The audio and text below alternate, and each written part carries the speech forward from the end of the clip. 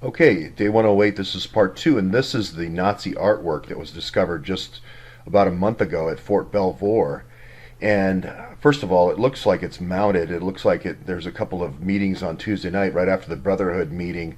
The most promising get to come over and see the Hitler art, I think.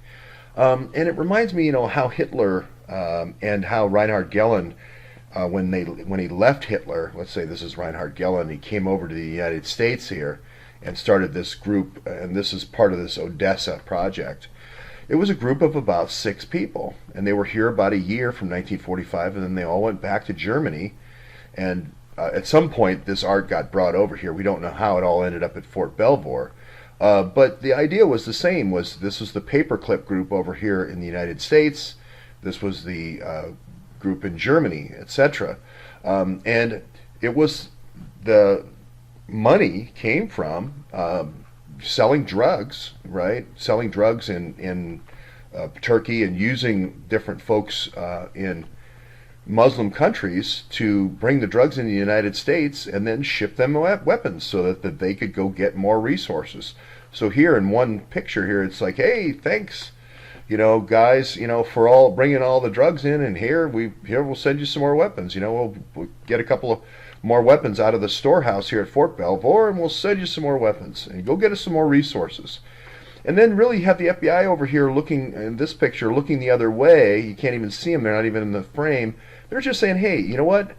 As long as our Navy ships and our Navy intel group and our little insurgency of little Masonic Navy cult that we've got inside the Navy Masons group with our little lodges and so forth, as long as we get our drayage for our uranium trade, and the whole uranium trade from ore all the way to waste, that whole cycle, we really don't care what you guys do. Go for it, have fun. Now, they're probably all at the same meetings, but it almost shows you how in this Northern Virginia area here, how this infiltration worked. And it went house to house.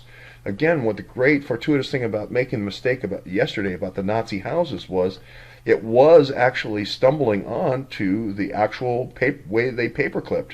They went house to house to house.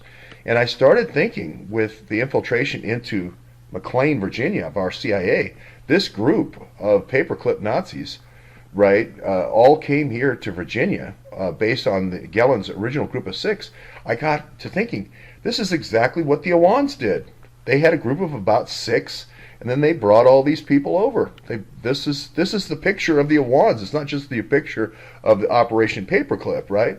And I got to thinking, is it the same houses? Is it the same houses in Springfield? Is it the same houses? This was in Woodbridge, another one of the places in the Awan locations. I'm just wondering if they wanted to walk in the steps of the old Nazis, and the old, this is originally a Navy intel program to bring all these Nazis here. Does it go all the way back to that?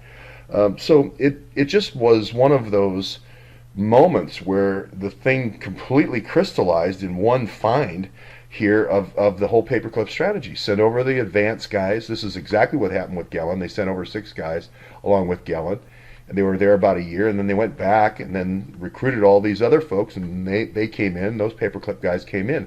Isn't that exactly what happened with the Awans? Isn't that exactly what happened? Now I'm really thinking that they might be in the same houses, those older houses that the Nazis used in the 50s and 60s. We'll see. That's the next thing I'm going to research. The Awans maybe not like Operation Paperclip. Maybe the Awans are Operation Paperclip.